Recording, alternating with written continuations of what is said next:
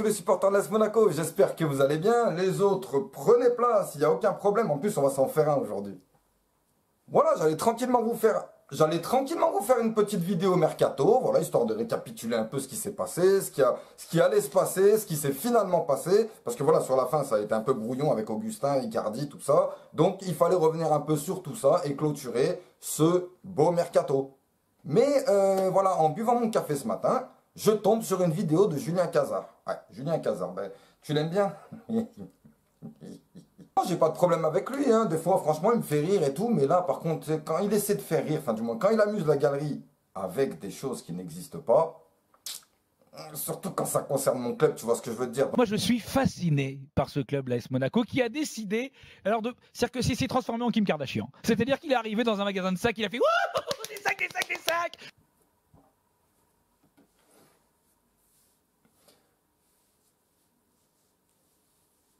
Sauf qu'à un moment donné, tu peux pas mettre 20 sacs en même temps. Mais ils achètent des sacs ou des chapeaux. C'est-à-dire qu'ils arrivent, ils prennent un entraîneur, ils disent tiens, je t'ai acheté 20 chapeaux. Je dis oui, mais j'ai qu'une tête. C'est pas grave, tu les mets les uns sur les autres. Mais le problème, c'est que même le plus beau des chapeaux, si t'en mets plusieurs, t'as l'air d'un con. Tu vois, et ben eux, ils ont décidé, c'était ça avec le numéro 9. Ils ont acheté plein de numéros 9, des numéros 9 partout. Ils ont dit, ouais, tiens, je vais prendre Slimani, puis je vais prendre Ben Yedder. Puis oui, mais t'as déjà Keita Baldé, qui joue presque, qui peut jouer 9,5. Puis t'as Jovetic, puis t'as aussi Jubbles, et puis t'as aussi l'Italien, je sais plus comment c'est, Pellegrini. Et puis en fait, ils achètent des 9, des 9, des 9, des 9, des 9. Du coup, ils ont Jovetic et Pellegrini.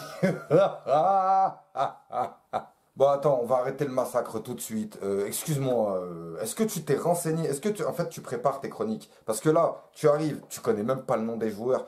Jovetic et Pellegrini. Non, un minimum, tu prépares ta chronique. C'est-à-dire que tu vas sur Wikipédia Monaco, tu essaies de te renseigner. Tu nous parles comme si Jovetic, Pellegrini, Jovetic, Pellegrini et Jubbles, ils étaient valides à 100% et en mesure de... Alors que c'est le cas depuis quand? Tu parles de Ben Yedder, tu parles de Slimani, c'est les deux seuls attaquants qu'on a. Keita Baldé, 9,5, t'as vu ça où? Ça va, je me calme, mais il dit n'importe quoi aussi. Écoute, Keita Baldé, qui peut dépanner en attaque, en pointe, en attaque, voilà. Surtout, il est ailier, Keita. Jovetic, c'est une carte fut, 3 matchs qu'on utilise dans l'année, voilà. Et Jubel, c'est Pellegrini, on ne sait même pas c'est qui. Les mecs, ils se blessent pour un rien. Ils rentrent, ils jouent, 2 minutes après, ils se blessent. Lorsqu'il part en vacances, il n'est pas blessé. Il revient de vacances, il est blessé. Comment tu veux compter sur des joueurs comme ça qui sont encore mineurs? Alors écoute-moi, non, parce que, voilà. Tu ne connais rien sur l'AS Monaco, tu ne te renseignes même pas de quel joueur est valide, quel joueur est pas valide. Donc là, tu es en train de nous parler des attaquants, ok. Ben, les attaquants, je te dis, on a Slimani, on a Ben Yedder. Ils ont pris Jean-Kévin Augustin en plus. Bah, oui. Bah du coup, ils ont pris Jean-Kévin Augustin en plus. Alors heureusement, moi je sais, je l'ai vu. On sait pas trop son poste. Mais lui, il dit qu'il joue 9. Donc tu vois, ça quand même assez dangereux. Et... On sait pas trop son poste. Non mais bon, écoutez. Oh les gars, oh mais c'est un massacre. Oh mais c'est pour ça que les gens ne regardent plus la télé, qui viennent sur YouTube. Nous, au moins sur YouTube, on peut se permettre de dire des bêtises. Mais t'as vu toutes les bêtises que tu racontes? T'as vu combien ça coûte la télé pour regarder le foot, pour regarder vos conneries? Oh Julien Cazard, je comprends hein, qu'à la base t'es humoriste. Renseigne-toi sur le foot avant de parler, de dire des conneries. Je me dis, en fait, le problème, c'est que ils ont acheté une espèce de folie consumériste délirante. Les mecs, ils sont là, ils sont fous. Ils disent, ouais, j'ai envie d'acheter. Tu arrêtes là avec tes trucs. Acheter, mais tu racontes n'importe quoi. Vas-y, continue de te ridiculiser parce que c'est pas des achats, c'est des prêts. C'est-à-dire que c'est... Et bien sûr, je vais te rappeler, Julien, la situation de l'AS Monaco à l'heure actuelle, c'est de très vite retrouver une santé sportive.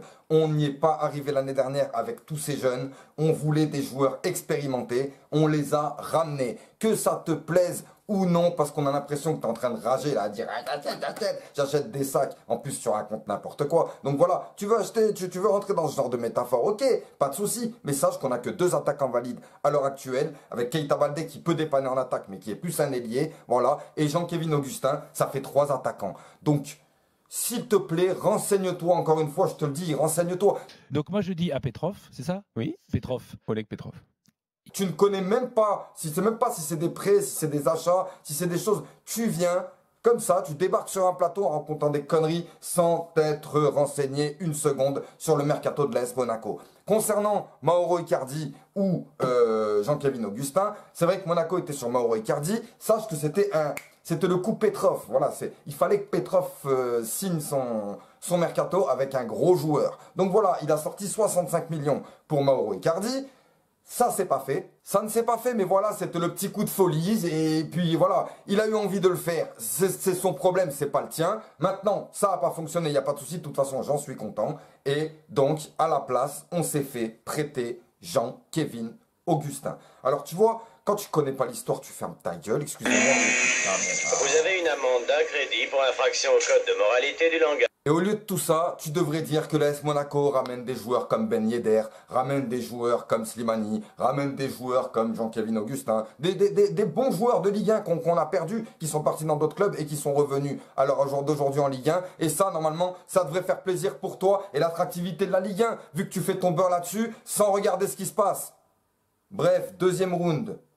Et ils n'ont pas pensé à l'entraîneur. L'entraîneur, ils ont laissé le même. Que résultat, rien du tout, ils finissent à la ramasse, complètement carbo. C'est la fin de saison, l'autre, il en peut plus. Tu te dis, bon, ça y est, ils ont compris. Visiblement, ils vont le virer, c'est pas l'homme de la situation. Eh ben non, les mecs, ils le gardent. Ils le gardent, c'est-à-dire que le mec, il a plus le permis, il sait pas conduire, il a un œil sur deux, il a plus de bras et plus de jambes. Ils se disent, hey, fais-lui la bagnole. On va lui rajouter des enjoliveurs, deux coffres, des autocollants, un autoradio. J'ai dit, mais mec, il ne peut plus conduire. Ah ouais? Ok, très bien. On va lui mettre encore un autre moteur. On va lui mettre les 4 roues motrices. On va lui mettre des jantes en alu. Des jantes. Non, mais mec, il n'a plus le permis de conduire. Tu comprends ce qu'on dit? Il faut expliquer. Ils ont pas mis un chauffeur, non? Voilà. Il faut dire à M. Petrov, il faut arrêter de rajouter des pare-brises, des autocollants et des volants sur la voiture. Ça sert à rien, plusieurs volants. Il faut un mec qui conduit. Alors, pour Jardim, je ne peux pas vraiment nier. Tu as raison sur certains points, pas sur tous. Mais voilà. Fin de saison dernière, il fallait tout changer. On venait juste de ramener Jardim.